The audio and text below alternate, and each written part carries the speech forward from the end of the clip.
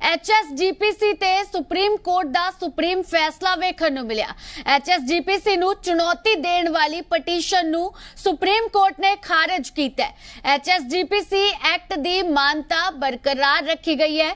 Supreme court दा इह वड्डा फैसला HSGPC नूं लैके जिथे इस HSGPC नूं चुनौती देण वाली पटीशन नूं खारिज कीता है, उत्थे ही HSGPC एक्ट दी मानता भी सुप्रीम कोर्ट ने बरकरार रखी है। ਤਾਂ ਸੁਪਰੀਮ ਕੋਰਟ ਦੇ ਵੱਲੋਂ ਇਸ ਮਾਮਲੇ ਨੂੰ ਲੈ ਕੇ ਸੁਣਵਾਈ ਦੇ ਵਿੱਚ ਵੱਡਾ ਫੈਸਲਾ ਦਿੱਤਾ ਗਿਆ। HSGPC ਤੇ ਸੁਪਰੀਮ ਕੋਰਟ ਦਾ ਸੁਪਰੀਮ ਫੈਸਲਾ ਵੇਖਣ ਨੂੰ ਮਿਲਿਆ। ਇਸ ਮਾਮਲੇ ਨੂੰ ਲੈ ਕੇ ਸੁਣਵਾਈ ਹੋਈ। HSGPC ਨੂੰ ਚੁਣੌਤੀ ਦੇਣ ਵਾਲੀ ਪਟੀਸ਼ਨ ਵੀ ਖਾਰਿਜ ਕੀਤੀ ਗਈ ਹੈ ਸੁਪਰੀਮ ਕੋਰਟ ਦੇ ਵੱਲੋਂ।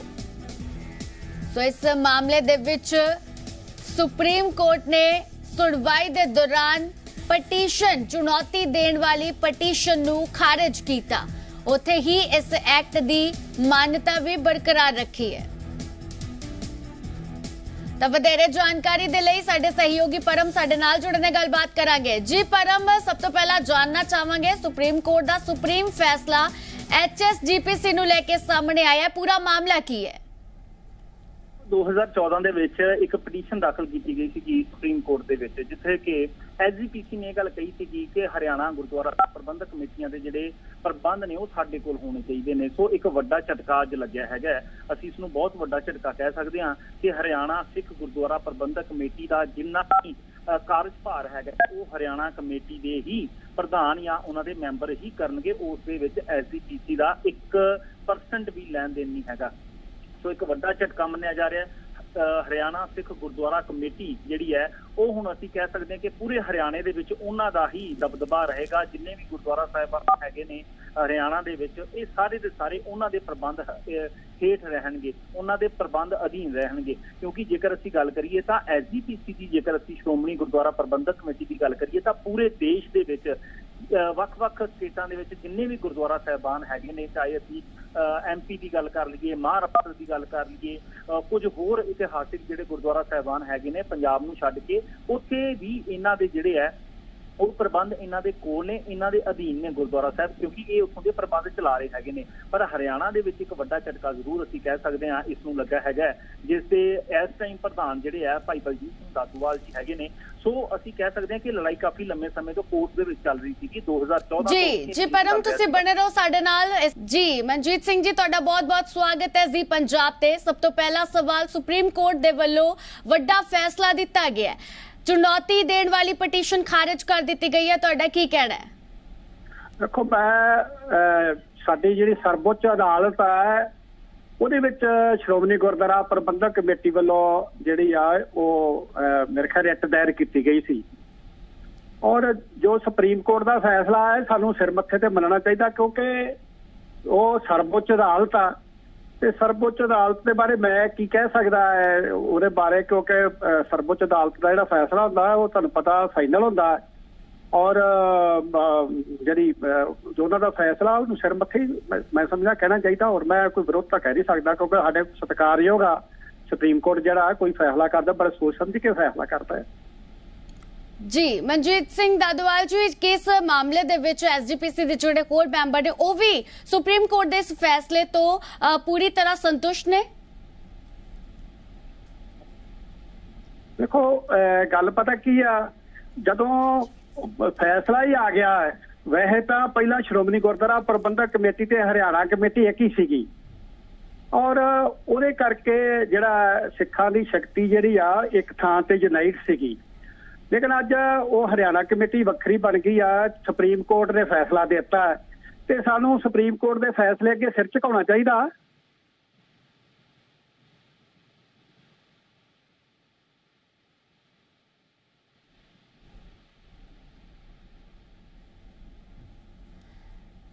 ਜੀ ਮਨਜੀਤ ਸਿੰਘ ਜੀ, ਸੁਪਰੀਮ ਕੋਰਟ ਦੇ ਇਸ ਫੈਸਲੇ ਤੋਂ ਬਾਅਦ ਕੀ ਹਾਲੇ ਵੀ ਕੋਈ ਮਨ ਦੇ ਵਿੱਚ ਕੋਈ ਸ਼ਿਕਸਤ ਰਹਿ ਗਈ ਹੋਵੇ ਇਸ ਪ੍ਰਧਾਨਗੀ ਮਾਮਲੇ ਦੇ ਵਿੱਚ ਨੂੰ ਲੈ ਕੇ?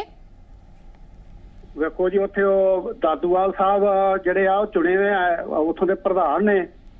ਔਰ ਉਹ ਆਲਰੇਡੀ ਤੋਂ ਬਣੇ ਹੋਏ ਆ, ਫੈਸਲਾ ਵੀ ਜੋ ਉਹਨਾਂ ਦੇ ਹੱਕ 'ਚ ਹੋ ਗਿਆ। ਤੇ ਮੈਂ ਉਹ ਸੁਪਰੀਮ ਕੋਰਟ ਦੇ ਖਿਲਾਫ ਅਸੀਂ ਕੀ ਕਹਿਣਾ ਚਾਹੁੰਦੇ ਹਾਂ ਜੀ, ਉਹ ਸਭ ਤੋਂ ਵੱਡੀ ਅਦਾਲਤ ਆ ਤੇ ਅਦਾਲਤ ਦੇ ਖਿਲਾਫ ਆਪਾਂ ਕੀ ਕਹਿਣਾ ਚਾਹੁੰਦੇ ਹਾਂ ਜੀ। ਸਤਿਕਾਰ ਕਰਨਾ ਚਾਹੀਦਾ ਕੋਈ ਵੀ ਜਿਹੜਾ ਫੈਸਲਾ ਹੁੰਦਾ। जी मनजीत सिंह जी तुहाडा बहुत बहुत धन्यवाद जी पंजाब दे नाल गलबात करन दे लई। तां हरियाणा एसजीपीसी ते सुप्रीम कोर्ट दा सुप्रीम फैसला सामने आया है। हरियाणा एसजीपीसी नूं चुनौती देण वाली पटीशन खारिज कर दित्ती गई है। साडे नाल एसजीपीसी दे जिहड़े मैंबर सी मनजीत सिंह उन्हां नाल गलबात भी हुई है। उन्हां दा साफ तौर ते कहना है कि सुप्रीम कोर्ट दा फैसला जो है वो उन्हां नूं जरूर जिहड़ा मनना चाहीदा है, क्योंकि सुप्रीम कोर्ट दा फैसला उस नूं लैके वो की कह सकदे ने, क्योंकि सारिआं नूं सुप्रीम कोर्ट दा फैसला मनना ही पैना है। तां हरियाणा एसजीपीसी नूं चुनौती देण वाली पटीशन खारिज कर दित्ती गई है। किते ना किते हरियाणा एसजीपीसी नूं एक वड्डा झटका मिलिਆ सुप्रीम कोर्ट नूं प्रधानगी नूं लैके गुरुद्वारा प्रबंधक कमेटी उस मामले दे विच सुप्रीम कोर्ट दा जोड़ा फैसला सामने आया है। ਤਾਂ ਵਧੇਰੇ ਜਾਣਕਾਰੀ ਦੇ ਨਾਲ ਸਾਡੇ ਨਾਲ ਸਹਿਯੋਗੀ ਦਿੱਲੀ ਤੋਂ ਅਰਵਿੰਦ ਸਿੰਘ ਸਾਡੇ ਨਾਲ ਜੁੜਨ ਦੀ ਗੱਲਬਾਤ ਕਰਾਂਗੇ। ਜੀ ਅਰਵਿੰਦ, ਐਚਐਸਜੀਪੀਸੀ ਨੂੰ ਲੈ ਕੇ ਸੁਪਰੀਮ ਕੋਰਟ ਦਾ ਜਿਹੜਾ ਵੱਡਾ ਫੈਸਲਾ ਸਾਹਮਣੇ ਆਇਆ, ਇਸ ਦੇ ਬਾਰੇ ਕੀ ਕਹਿਣਾ है? बहुत अहम फैसला है सुप्रीम कोर्ट का। सुप्रीम कोर्ट ने साल 2014 में जो हरियाणा सिख गुरुद्वारा मैनेजमेंट एक्ट जो कानून है उसकी संवैधानिक वैधता को बरकरार रखा है और इस कानून को लेकर के एसजीपीसी ने सुप्रीम कोर्ट में अर्जी दायर की थी। दरअसल हरियाणा ने 2014 में एक कानून बनाया और इसके तहत गुरुद्वारों के प्रबंधन के लिए एक अलग से संस्था का गठन किया जाना था, हरियाणा सिख गुरुद्वारा मैनेजमेंट कमेटी का। 2014 में सबसे पहले एसजीपीसी के मेंबर सरदार हरभजन सिंह ने इसे सुप्रीम कोर्ट में चुनौती दी और उसके बाद साल 2019 में खुद एसजीपीसी यानी श्रोमणी गुरुद्वारा प्रबंधक कमेटी ने इसे सुप्रीम कोर्ट में चैलेंज किया। तो तकरीबन 8 साल तक इस मामले को लेकर के आर्गुमेंट रहा सुप्रीम कोर्ट में।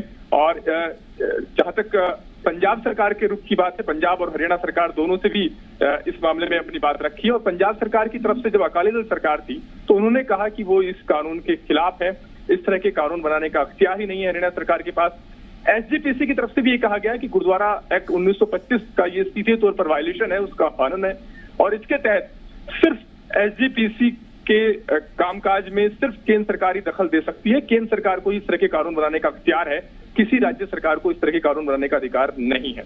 तो कहीं ना कहीं गुरुद्वारा प्रबंधक कमेटी और तत्कालीन जो अकाली सरकार थी वो हरियाणा सरकार के इस कानून के खिलाफ थी। लेकिन बाद में कैप्टन अमरिंदर सिंह की जब सरकार आई तो उन्होंने इस कानून को लेकर के कहा कि अगर हरियाणा सरकार इस तरह का कानून बनाती है जिसके तहत हरियाणा में गुरुद्वारों का जो मैनेजमेंट है वो हरियाणा सिख मैनेजमेंट कमेटी के पास रहता है तो उन्हें इससे कोई एतराज नहीं है।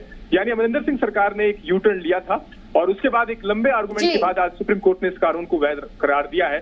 इसका मतलब ये कि हरियाणा में गुरुद्वारों का प्रबंधन जो है वो हरियाणा सिख मैनेजमेंट कमेटी के पास ही रहेगा। जी अरविंद जी, अगर आपके साथ यहाँ पे गुरुद्वारा प्रबंधक कमेटी के सेक्रेटरी साथ आपके मौजूद है तो क्या उनसे बात हो सकती है? देखिए अभी तक वो मेरे साथ थे लेकिन अब वो यहाँ से निकल गए हैं। लेकिन उनका ये कहना है कि ये हरियाणा के सिखों की एक बड़ी जीत है। हरियाणा सिख मैनेजमेंट कमेटी किसी भी तरीके से गलत नहीं थी। एसजीपीसी का एतराज इस मामले को लेकर के गलत था और अभी तक स्थिति ये थी कि तकरीबन जो 55 के आसपास गुरुद्वारा साहिब है हरियाणा में, उनमें से सिर्फ 5 को ही हरियाणा सिख मैनेजमेंट कमेटी का प्रबंधन का जिम्मा मिला था, बाकी पर अभी भी एसजीपीसी का ही कंट्रोल था, यानी श्रोमणी गुरुद्वारा प्रबंधक कमेटी का। लेकिन अब उनका ये कहना है कि सुप्रीम कोर्ट के इस फैसले के बाद ये स्थिति बदलेगी और वो सुप्रीम कोर्ट के इस फैसले का स्वागत करते हैं। जी, सुप्रीम कोर्ट के इस फैसले के बाद क्या किसी भी मेंबर के लिए जो इस सुप्रीम कोर्ट के फैसले को सुनने के बाद कोई बयान भी सामने आया है कि वो सुप्रीम कोर्ट के फैसले के साथ संतुष्ट नहीं है? देखिए अभी तक हरियाणा से गुरुद्वारा मैनेजमेंट कमेटी के जो मेंबर्स हैं उनके रिएक्शन हमको मिले हैं और उनका ये कहना है कि वो इस फैसले का वेलकम करते हैं। लेकिन ये देखना होगा कि जो एसजीपीसी है उसका रुख इस पूरे मसले को लेकर के क्या रहता है, क्योंकि अभी भी उनके पास सुप्रीम कोर्ट के इस फैसले के खिलाफ रिव्यू पिटीशन दाखिल करने का ऑप्शन बचता है और रिव्यू पिटीशन दाखिल करके सुप्रीम कोर्ट के इस फैसले को चुनौती दे सकते हैं। तो अभी उनके पास लीगल रेमेडी है कि वो इसका क्या इस्तेमाल करते हुए इस कानून की वैधता पर जो उनके सवाल है उसको एक बार फिर से सुप्रीम कोर्ट के सामने रख सकते हैं। लेकिन जहां तक हरियाणा सिख मैनेजमेंट कमेटी का सवाल है, जो कि उसके मेंबर यहाँ पर सुप्रीम कोर्ट में आदेश के वक्त मौजूद थे, उन्होंने सुप्रीम कोर्ट के इस फैसले का स्वागत किया है। जी बहुत बहुत शुक्रिया अरविंद इस ज्यादा जानकारी के लिए।